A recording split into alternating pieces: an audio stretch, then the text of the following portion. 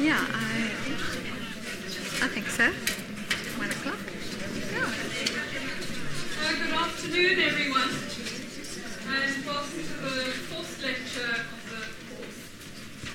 I hardly know whether to really introduce Fionnuala or not, because I think she's known to all of you as the senior lecturer in the Extramural School of Studies, and she's the one largely responsible for finding all the humanities and arts courses.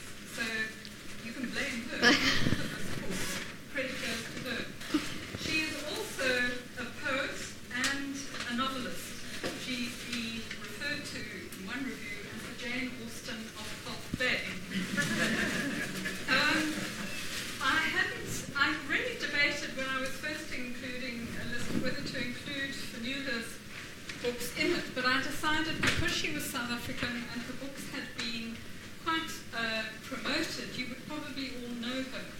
But if you don't know her, please read her books. They're among my favorites. They really are very, very good indeed. And today she is going to talk about 10 excellent little-known poets, which I'm looking forward to as well. I know only 2 on the list. So, over to you, Fionnuala. Thank you, Kate. I think perhaps all poetry is little known by its nature, so I had quite a free choice when I was preparing this lecture. And the problem is, for me, that we tend, or many people tend, to reserve poetry for times of stress, for high days, weddings and funerals, whereas I believe that poetry should be our daily companion. And I've tried to choose poets that can be daily companions. The problem, of course, is that poets are feared. They are feared that they might turn out to be egotistical bores, or viewed with the kind of suspicion reserved for visiting evangelists.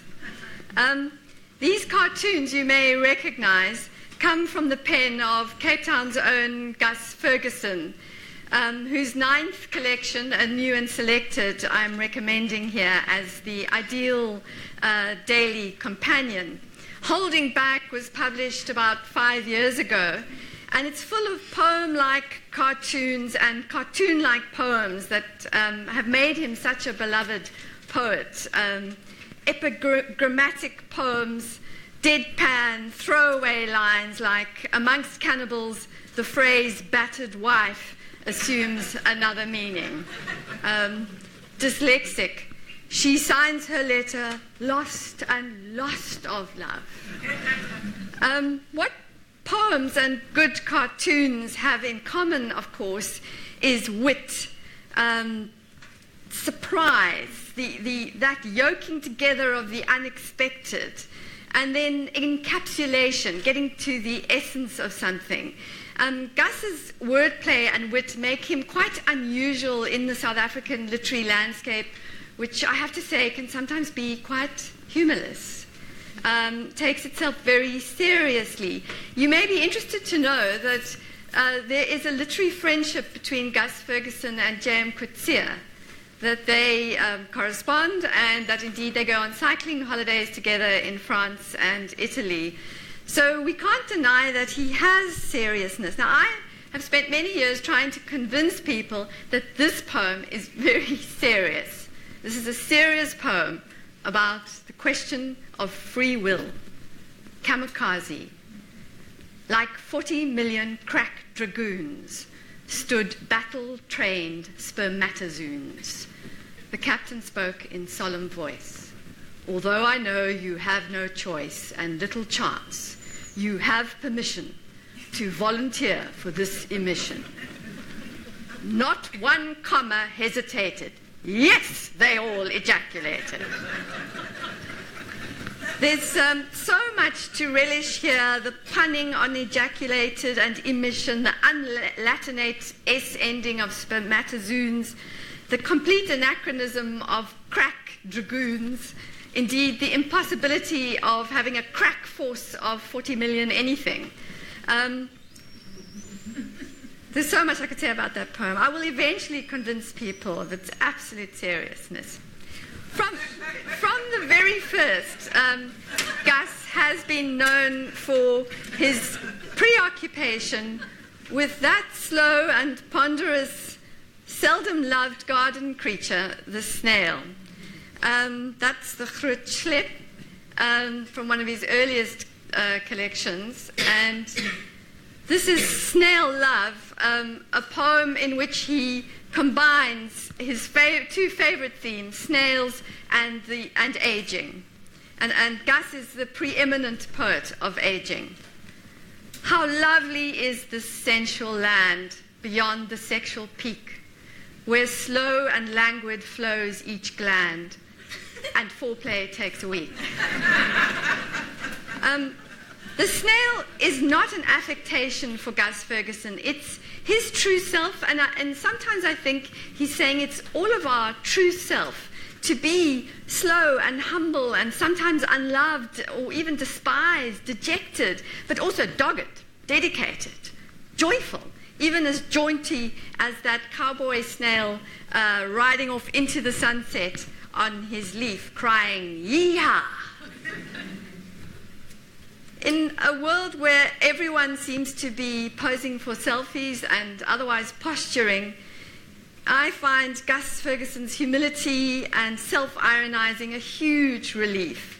This poem comes on the opening page of the collection I'm recommending. The poem is called The Start of the Quest, and there's a kind of stage direction, banging on the tavern door. My name is Gus. His name is Tim. We seek the flaming terrapin. That's a reference to Roy Campbell's famous and very long South African poem that found international renown. But I just love those short, ordinary names, the idea of a Gus and a Tim going on a quest for something like a terrapin. And that sort of mock heroic scenario.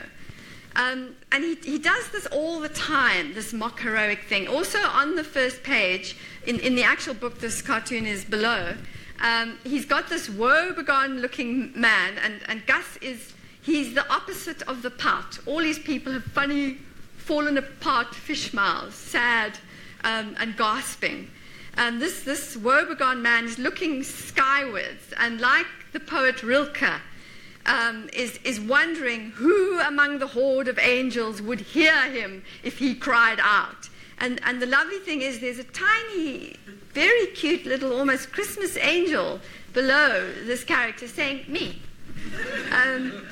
And I think, like the angel, Gus's poems are small but mighty.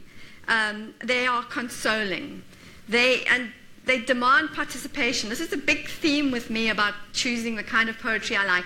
I want the poet to ask me to get involved in making sense of the poem. Not to cut off the meaning altogether with abstruse personal symbolism, but to provide enough for me to finish the journey and join the poet.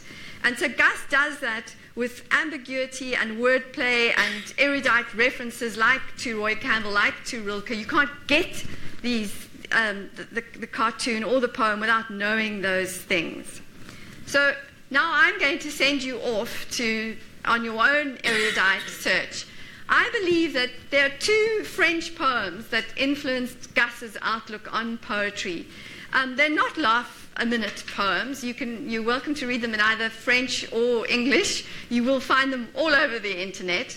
The one is actually a song by Jacques Prévert, the song of two snails on their way to a funeral. It's often made into a children's book or there's a children's video on YouTube. I take it, as I take Kamikaze, absolutely seriously. It's the delightful story of two snails going to the funeral of a dead leaf, but because of their slow motion, they arrive there in spring when there are no dead leaves.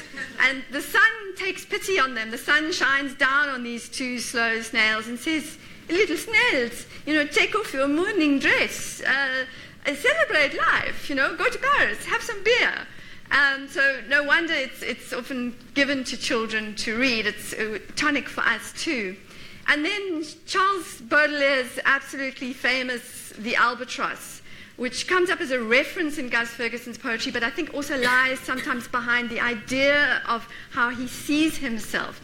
In the poem, Baudelaire compares the poet, to an albatross. So when a poet is in full flight, in his or her magnificent stride, he or she is like an albatross. You can cover magnificent distances and be splendid, the greatest wingspan in the sky. But when you see an albatross land on the deck of a ship, as it does in Baudelaire's poem, it becomes a figure of absolute absurdity with its wings that droop behind it. It's helpless. The sailors stick a pipe into its mouth to make it even more an object of fun. And my favorite poem from Gus's collection, and the reason I chose Holding Back rather than any of his other many collections, is this poem, Disengaged but Not Detached.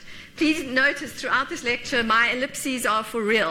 I've left lots out. So amongst the pleasures I have known, from joy to mild elation, none compare, I have to own, with those of cancellation. That wild tsunami of relief that comes with each postponed event, a happiness that's close to grief, a respite that is heaven sent. And the poem actually ends with the idea that, why the rush and why relief? What drives this mindless process on? Perhaps some undeclared belief that even death can be reneged upon.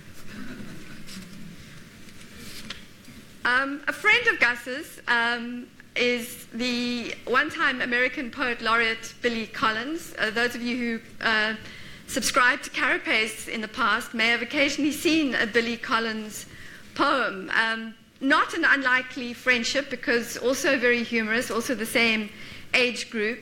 The big difference, of course, is that whereas Gus completely impoverished himself as a doyen of poetry, Billy Collins is embarrassingly rich from poetry. He is the most popular poet in America, gets six-figure advances for his collections, also famous for his poetry readings, and the picture here comes from a CD of his, and if you can get a CD and listen to his voice, you will submit to his magnetic charms. He is an absolutely conversational writer, a poet, to the extent of having extremely long lines that have to, I can just imagine the typesetter being furious with him. I have to go on to the next line. And he welcomes you into the poem with this easy chattiness, and then suddenly, because you're just following him, because he's so charismatic, you find yourself in some profound and surreal space as the poem progresses. He's accessible, intelligent, and above all, reader conscious. And I often quote to my poetry students a delightful thing he said about creating first lines of poems. He said, "Usually I try to create a hospitable tone at the beginning of a poem. Stepping from the title to the first lines is like stepping into a canoe. A lot of things can go wrong." I'm recommending his Sailing Around the Room, Alone Around the Room. It's a 2001 collection that actually had publishers fighting with each other, fighting over poetry. There are some wonderful titles. Just the contents page will amuse you. For example, Another Reason Why I Don't Keep a Gun in the House. I think it's about a neighbor's barking dog. Then I Chop Some Parsley While Listening to Art Blakely's version of Three Blind Mice. And perhaps everybody's all-time favorites, Taking Off Emily Dickinson's Clothes. It's a very tender and a very reverent striptease. And all English teachers, anybody who's ever tried to teach poetry, will love the poem Introduction to Poetry. So sadly true, where he in the beginning of the poem, obviously he's been trying to teach poetry. He says, I try to tell them, listen to a poem, lean against it like you would a hive of bees, or drop a mouse into the poem. And he says, but all they want to do is tie the poem to a chair and beat a confession out of it. One of my favorites of his is Forgetfulness. And I think it's just so appropriate, Kate, for this course. The name of the author is the first to go, followed obediently by the title, the plot, the heartbreaking conclusion, the entire novel, which suddenly becomes one you have never read, never even heard of. As if, one by one, the memories you used to harbor decided to retire to the southern hemisphere of the brain, to a little fishing village where there are no phones. If you like Billy Collins, two books I'd recommend. The one is the anthology he put together, that one called Poetry 180. It was to create what he calls a turning back to poetry. He was the poet laureate at the time, and the 180 refers to the 180 days of the American school teaching year. So it was a poem a day, and there was a web page devoted to that, and every day there was a very readable, very accessible, chosen by Billy Collins poem. Then also, I've searched all the interviews with Billy Collins, because I'm pretty sure he must have read and liked Frank O'Hara, who was born in 1926 and would have been of an age to influence him, but he never mentions Frank O'Hara. But I am mentioning Frank O'Hara, another American poet who is so readable. I mean, a lot more camp. I mean, Billy Collins is not camp, full stop. But Frank O'Hara's poems are a delight. I would suggest you look for either his famous lunch poems or his selected poems. I'm sorry, I'm staying with all these 75-year-old men. They're my thing. Douglas Dunn. There he is. Can you see which one he is? You can see Seamus Heaney, Philip Larkin, and there's our man. A lot of famous poets were short, eh? Keats. And someone I haven't heard of, Richard Murphy. Douglas Dunn was born in Scotland, actually worked with Philip Larkin at Hull for a while in the library. Published more than 10 books of poetry, his most recent one last year, in fact, called The Noise of a Fly. His most famous collection is Terry Street, published in 1969, and a poem you could look for on the internet, and you'll definitely find, is called Removal from Terry Street. Won lots of prizes, the Somerset Maugham Award and the Queen's Gold Medal for Poetry. I'm recommending his Elegies, which was the first poetry collection I read through from beginning to end, as you should, as a collection that the poet has put together. These poems belong together. In some sense, they tell one story. And indeed, this beautiful book tells the story of the death of Douglas Dunn's first wife from cancer of the eye. The irony, she was a photographer. As with many childless marriages, this is my personal opinion, there was a romantic intensity to their connection. The collection reads as this one continuous love story. Many of the poems are, in fact, sonnets. So if your preference is for technically brilliant poets as well as feeling, then Douglas Dunn's your man. Very personal, very loving, very evocative of a couple's life together. In the opening poem, for example, rereading Catherine Mansfield's Bliss and Other Stories, the poet finds a pressed fly and a bus ticket that have been squashed in this book since 1962, when the couple fell in love.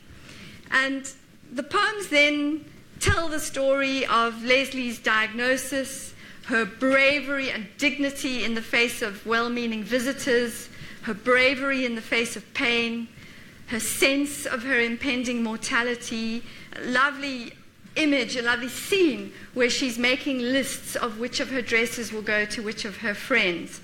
And we go with Douglas Dunn to City Hall to collect her death certificate. And then he moves back to the moment of her death, to his feeling that griefs wrong us so, and to memories of her many virtues, how beautifully she dressed, how artistic she was, how knowledgeable about food. I just remember there's a scene where she's touching an aubergine like an absolute pro, and how she loved the time they spent together in France. And then he says, I shall sieve through our 20 years until I almost reach the sob in the intellect. The sob in the intellect, when your emotion overpowers your brain.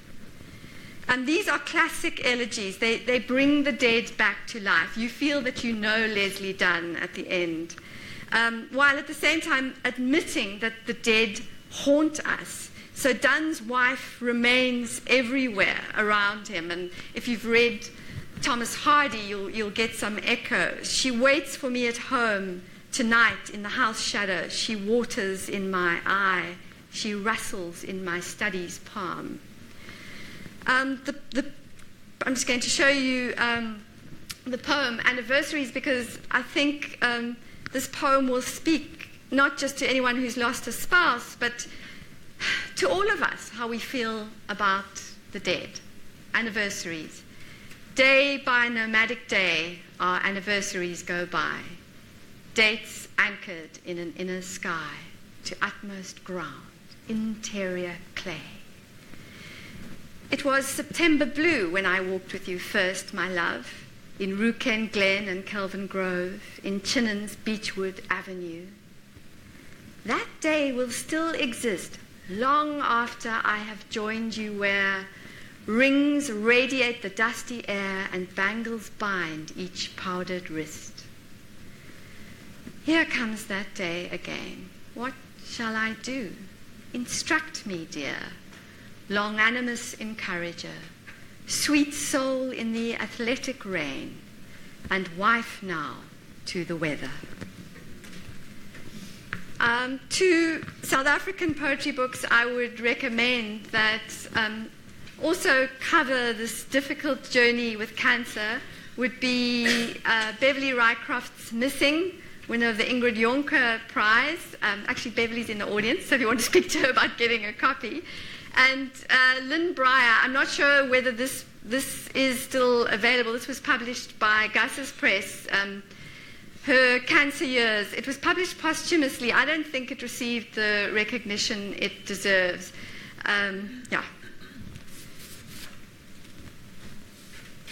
Jane Kenyon. She died in her 40s of leukemia.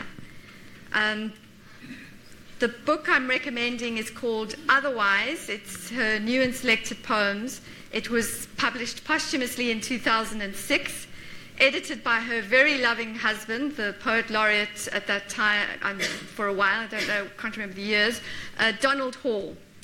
And it was an interesting love story they had, because Kenyon met him when she was his student, and eventually her fame eclipsed his. But you have not met such an uxorious husband. I mean, he loved her fame, he loved her success. Despite the circumstances of its publication as a posthumous volume, I can't emphasize enough how these poems are not all about illness or dying. Quite the contrary, they completely affirm and reaffirm life. And in particular, for me, there's so much I love about this collection. 3 wonderful poems about what it is like to suffer from depression and to emerge at the other side. The perhaps most famous, most anthologized one is called Having It Out with Melancholy. There's another one called The Suitor. What I'm quoting from here, and again, all my ellipses, so I do muck up poems, cut them up to quote from them. This one is called Happiness. It's a litany. There's just no accounting for happiness, or the way it turns up like a prodigal who comes back to the dust at your feet, having squandered a fortune far away. I just love that idea of happiness coming back as that naughty prodigal son, and you've got no option but to welcome it back.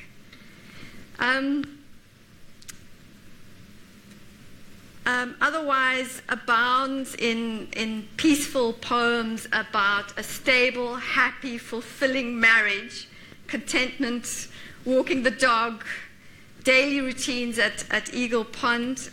There's Eagle Pond.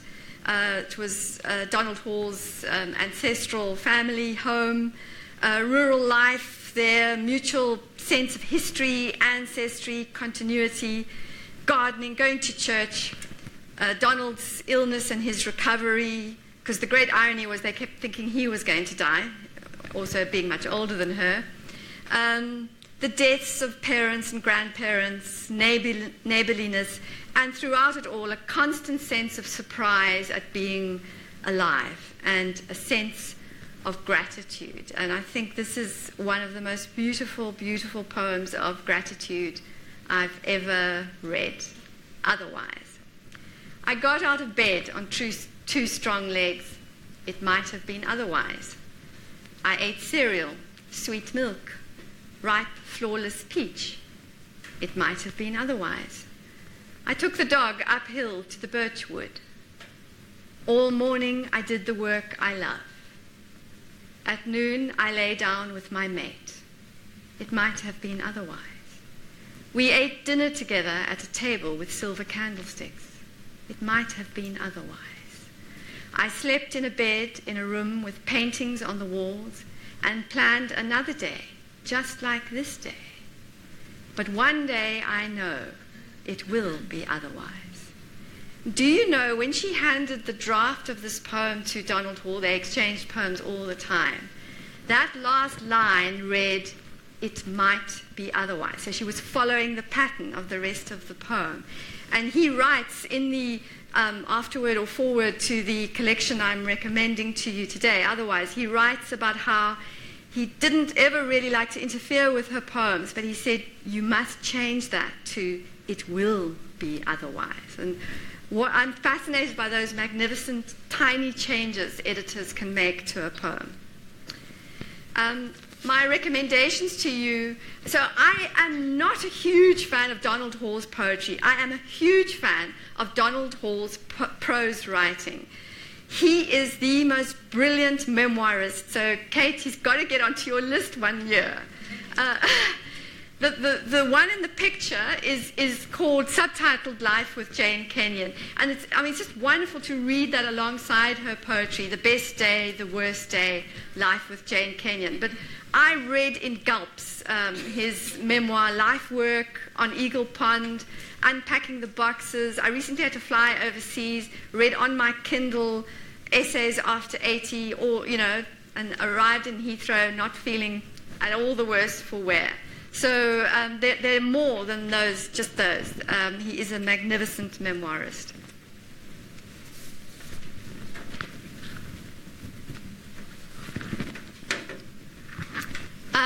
This is the first poet I'm covering who I'm covering in translation, Anna Akhmatova.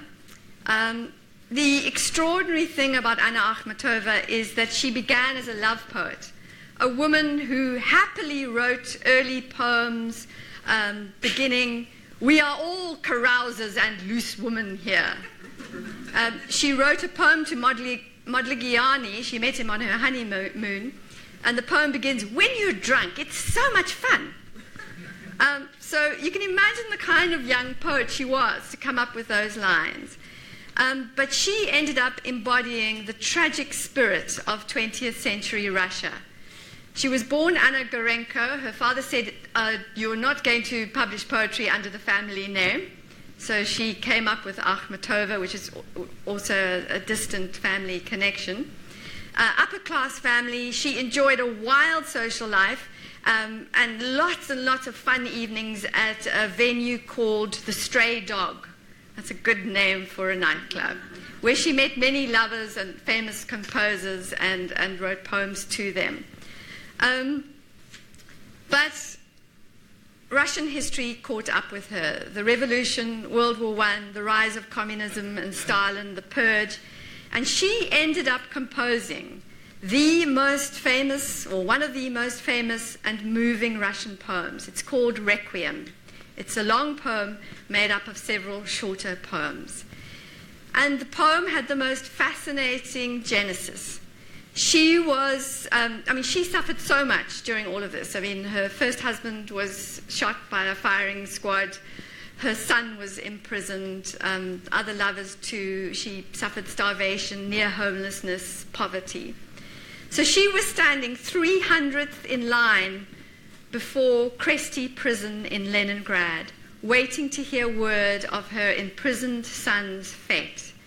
And the woman in the queue recognized her as a poet, and they asked, and she describes this in the preface to Requiem, if you get the book, "Can you describe this?" And I answered, "Yes, I can." So she switches from that woman, we are all carousers and loose women, to the poet of the purge.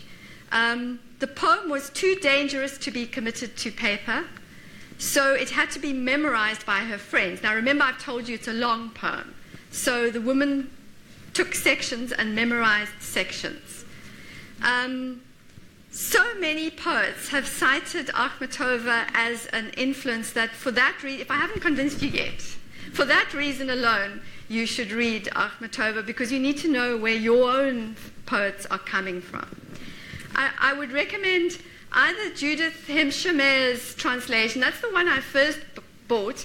I liked it because, ridiculously, I don't read Russian, but I liked it because it had the Russian on the one side and the English on the other. But it's obviously quite thick because it's got a lot of her poems, whereas this one, translated by D.M. Thomas, has only the poem Requiem and the other famous Poem Without a Hero, which certainly needs Thomas's explanatory notes. It's as dense and difficult as Requiem is easy and readable. There in the middle is one of the 16 nude drawings that Modigliani did of Akhmatova, and one of them at least was with her till she died. There are over 200 portraits of Akhmatova. Artists were so fascinated by her angular beauty. A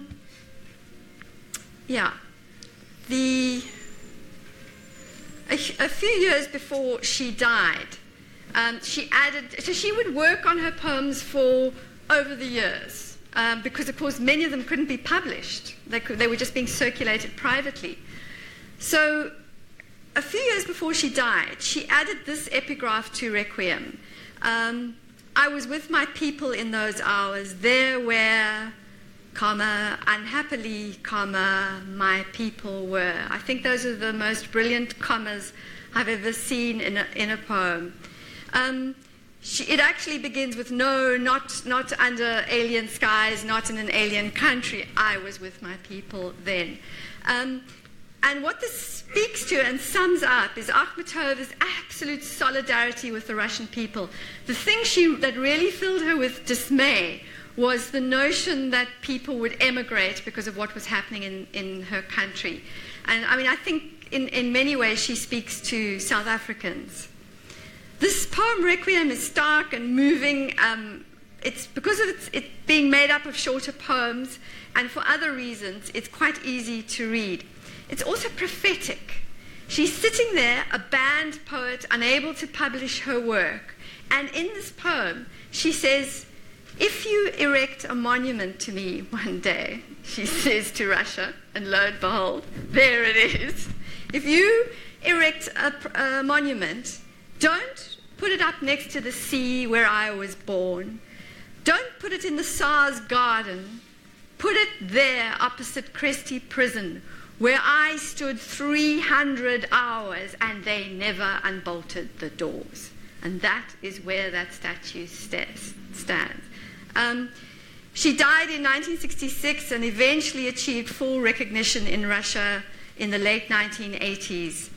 I recommend her as a poet with a great heart and a voice that ranges from "we are all carousers and loose women here" to "no, it is not I, It is someone else who is suffering.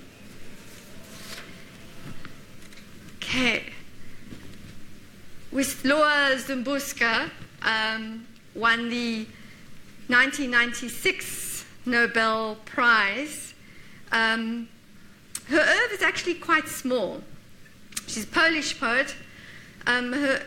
She was asked, why, you've had a long life, why have you only written 400 poems? And she said, I have a waste paper basket. The prize was in some ways a disaster for her because she had to make a speech. It was one of only 3 she made in her entire life. And because it silenced her for years, the effect of receiving the prize. She is a deeply human poet. Doesn't she just look like someone you want to have around? Humble and uncertain. She said, the most useful phrase in my vocabulary is, I don't know. And indeed, look at how that phrase comes up in this poem, Some Like Poetry. Poetry. But what sort of thing is poetry? Many a shaky answer has been given to this question. But I do not know and hold on to it as to a saving banister. Now, that last phrase, a saving banister, that wonderful feeling of reaching out to clutch a poem, you read that in translation and you think that must be the obvious translation from the Polish, but lo and behold, another English translator translated it as a redemptive handrail. No? No. But I mean, it gives you huge admiration for translators to see that kind of difference. Unfortunately, the collection I'm recommending doesn't contain this poem, but a recent collection by a South African poet, Wendy Woodward, actually has that title. It's called A Saving Banister, and Wendy Woodward has the same kind of compassionate grace as Szymborska. This is the collection I am recommending. As she is such an established poet, I'm choosing a selected, and it's called View with a Grain of Sand. She says, I don't know, but she knows a great deal. You feel that you're in the company of someone wise and compassionate. She takes unpromising subjects, like, that painting of Bruegel's 2 monkeys they're in chains. A horrible picture to look at. She takes an idea like Hitler's first photograph. She takes the idea of torture, and she just writes these, I don't know, they're just like occasions of deep philosophy. They're not poems that hit you with the pain of it. She holds the pain up and away from you. She's erudite but writes with great simplicity. I first discovered Szymborska through her brilliant poem Thank You Note, which begins, I owe so much to those I don't love. Because, as she goes on to say, what you feel for the people you aren't in love with is such peace. I mean, if you aren't going to see a mere friend, for another 2 weeks, it doesn't, fill you with anxiety. So, yeah. Her poems there's another one called In Praise of Feeling Bad About Yourself. Her poems are consoling. She's got one called On Death, Without Exaggeration, where she rips into death. It's another whole death be not proud kind of poem. She mocks death. She says, death can't take a joke. Death can't dig a grave. Death can't make a coffin. By the end of it all, you're feeling absolutely fine, Bring it on, death. And above all, she's got the gift of reconciling us to our own humanity. This is an extract from the poem Under One Small Star. And you can see it catalogues all our many guilts. We feel, don't be angry, happiness, that I take you as my due. May my dead be patient with the way my memories fade. My apologies to past loves for thinking that the latest is the first. Forgive me, distant wars, for bringing flowers home. And then the poem ends with such a telling couplet, don't bear me ill will speech, that I borrow weighty words, then labor heavily so that they may seem light. And that is a recipe for a good poem. Labor heavily that it may be light. This poet, although born in Germany, Liesl Müller, although born in Germany, writes in English. I think you can see from the date, she escaped from Nazi Germany and so was brought up in America speaking English. She says that she didn't begin to write serious poetry until after the death of her mother in 1953. She said a wonderful thing. She said, "Poetry was the only thing that would grieve with me."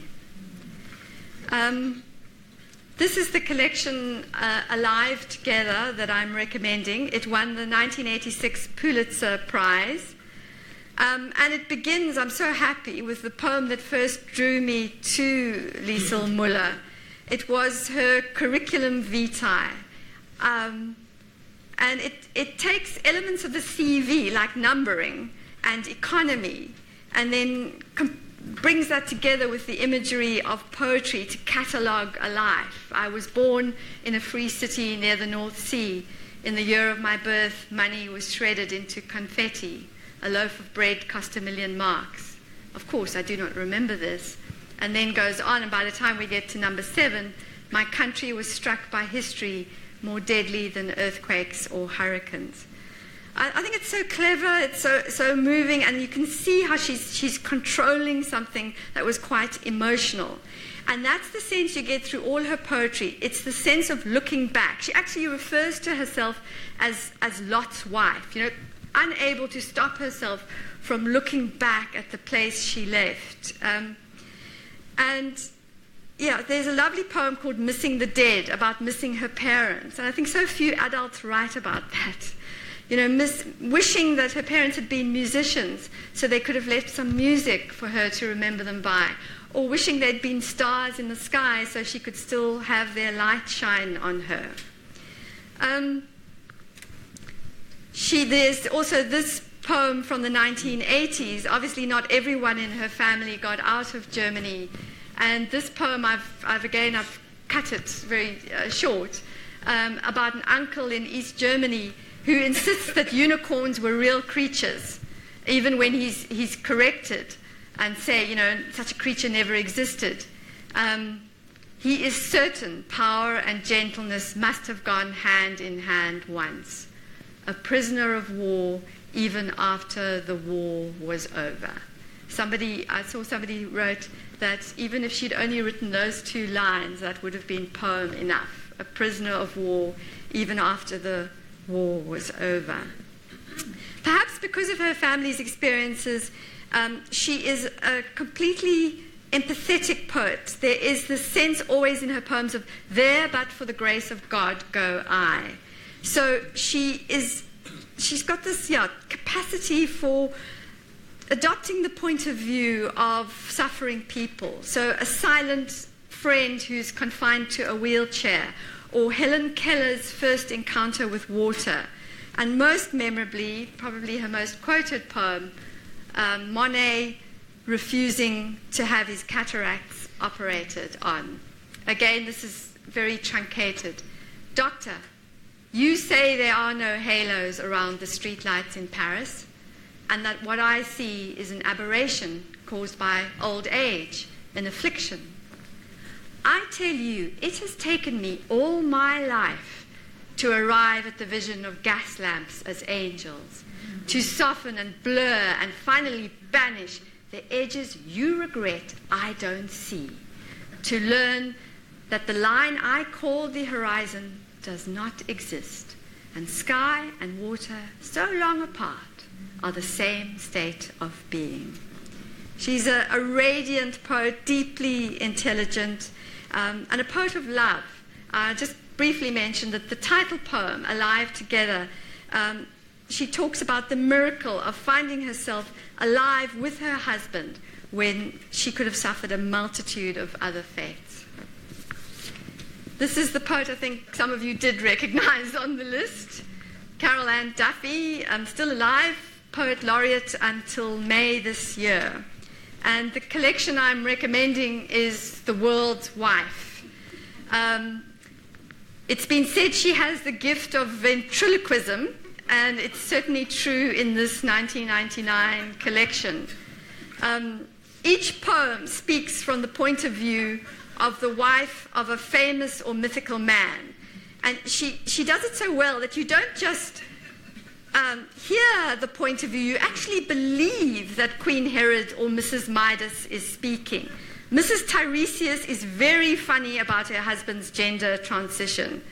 The first time he has a period, it's 1 week in bed, 2 doctors in, 3 painkillers 4 times a day, and later a letter to the powers that be, demanding full paid menstrual leave 12 weeks a year. But, you know, she's funny, but it's her strength not to strike the same note throughout. So they aren't all send-ups, they aren't all satirical. So, for example, there's a very moving poem in the voice of Pilate's wife. And she's obviously met Jesus. The name Jesus doesn't come up in the poem. But she was struck, as we hear in her say in her voice, he looked at me. I mean, he looked at me. I mean, what? I can just imagine this meeting between Jesus and Pilate's wife. And she dreams of Christ's skewered hands and then orders her husband, leave him alone. But of course, the last line of the poem has to be, Pilate slowly washed his useless perfumed hands. Mrs. Aesop is full of mockery for her husband's aphorisms. What sour grapes? What silk purse? Mrs. Faust inherits all her husband's wealth and is able to buy herself a new kidney and a facelift. And one of my favorites is Anne Hathaway's revelation that the second best bed she inherited from Shakespeare was no insult, but the sight of immense erotic pleasure. On the screen there you see Mrs. Icarus and Mrs. Darwin. The women Duffy gives voice to are unapologetic, sometimes violent, sometimes unlikable, but compulsively readable in their shocking secrets. And it's pleasurable, and I go back to what I said about Gus, in the way that all intertexts are, all poems, books that refer to other books and require you to do some intellectual work and say, oh yes, the story of Icarus, oh yes, I get it. Requires an intellectual connection between you and the text. And the surprises. Of course, Frau Freud would not suffer from penis envy. She suffers from penis pity. I think what I marvel at in these poems is Duffy's verbal inventiveness and her astounding grasp and use of every possible kind of rhyme. This book, so I'm going to end with 2 anthologies. 101 Poems Against War I've put it in because it was such a pleasure to teach. More than a decade ago, it was prescribed by UNISA, and I was teaching at this cram college, varsity college down the road, earning 120 Rand an hour. It just was such a hit with the 19-year-olds in the class, because if you think about it, war poems are about 19-year-olds. They are about the tragedy of what grown-ups do to 19-year-olds. And then, of course, the fact that it's an anthology, so it covers such a range. The book has a lovely publishing history, a fun story. It had to be put together in 3 weeks because the world was on the verge of the Iraq War. So Matthew Hollis, the editor, was given 3 weeks to go through 2,500, I'm like Jacob Zuber, 2,500 years of poetry. The poems, many of the poems go to the heart of what is the moral duty of a poet. And I'm really pleased that some famous poets that I haven't mentioned so far, like Milosz, feature in this book. So Milosz asks in his poem Dedication, can poetry change anything? Yeats, who you know, says, he has no gift to set a statesman right. Another poet, on being asked to write a poem against the war in Vietnam, says, "I've written against all war, but not one breath was restored to one shattered throat." An amazing feature of the book is all the different points of view poets have chosen to represent war from. So you get Miroslav Holub, another great poet that needed to come up in this lecture. His poem, "The Fly," it's a fly in the 100 Years' War. Then there's William Stafford looking at the atomic bombs testing site from the eyes of a lizard. All the famous World War I poets are here. Wilfred Owen, of course. Kipling, "If any question why we died, tell them because our fathers lied." Also Harold Pinter, you may not know him as a poet, more as a playwright. And then what I also like is lesser-known poets like Ken Smith and Joe Shapcott are represented here at their very best. And also what I like is that we range right from Sappho to Dorothy Parker and obviously yesterday. The poem that has stayed with me as such an object of beauty is this poem, "What Were They Like?" by Denise Levertov. Again, I've cut it. It consists of these 6 questions followed by 6 answers. Did the people of Vietnam use lanterns of stone? Did they hold ceremonies to reverence the opening of buds? Were they inclined to quiet laughter? And so it goes on, and then there are the answers. But I think what the questions do is they raise a much bigger question, is why do we go in with our forces and decimate high and beautiful cultures? Many of the poems in this collection work like epitaphs or memorials, engraving either a particular soldier or the war on our memories. But there's one that doesn't, and I don't know if you know it. Do you know Grass by Carl Sandburg? It's a poem that insists the problem isn't that we remember, the problem is that we forget. And as I told you, there's this wonderful point of view thing going in this anthology, and this is a poem told from the point of view of the grass. Pile the bodies high at Austerlitz and Waterloo. Shovel them under and let me work. I am the grass, I cover all. And pile them high at Gettysburg, and pile them high at Ypres and Verdun. Shovel them under and let me work. 2 years, 10 years, and passengers ask the conductor, "What place is this? Where are we now?" I am the grass, let me work. I'm going to recommend something.